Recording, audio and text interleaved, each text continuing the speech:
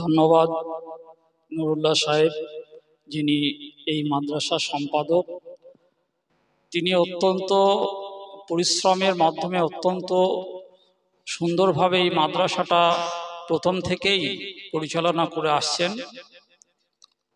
এখানে উপস্থিত আছেন স্থানীয় প্রধান, তাছাড়া এর আগে একজন সাহিত্যিক এবং কবি মাননীয় সুভাষবাবু, উনি উপস্থিত আছেন আমাদের রাজ্য জমিয়ত উলামা হিন্দের স্বনামধন্য সম্পাদক মুফতি আব্দুস সালাম সাহেব। আপনারা যারা উপস্থিত আছেন এখানে, কচিকাঁচা যে সমস্ত বাচ্চারা রয়েছে, সবাইকে আমার আন্তরিক সালাম এবং অভিনন্দন। আসলে সাহিত্য চর্চা যেটা, এটা একটা আর্ট। আজকে এটা দ্বিতীয় বর্ষ নবজাগরণ প্রকাশ হতে চলেছে। নবজাগরণ মানেই হচ্ছে নতুন একটা জাগরণ, যেটা আমরা শেরপুর মাদ্রাসার মধ্য দিয়ে আমরা এই জাগরণটা লক্ষ্য করতে পারছি।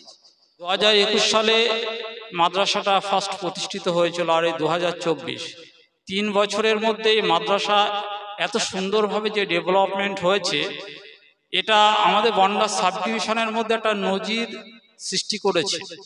এবং এখানকার পড়াশোনার মান অনেকটা উন্নত মানের। ছাত্র সংখ্যা 140 এবং সেটা আবাসিক, মানে অনেকটা ব্যয়বহুল। তো যাই হোক, সেটা চলছে এবং আপনাদের সবার সহযোগিতা এবং দোয়ার মাধ্যমে সেটা চলছে। এবং এই মাদ্রাসার জন্য আপনারা সবাই সহযোগিতা করবেন এবং পাশে থাকবেন।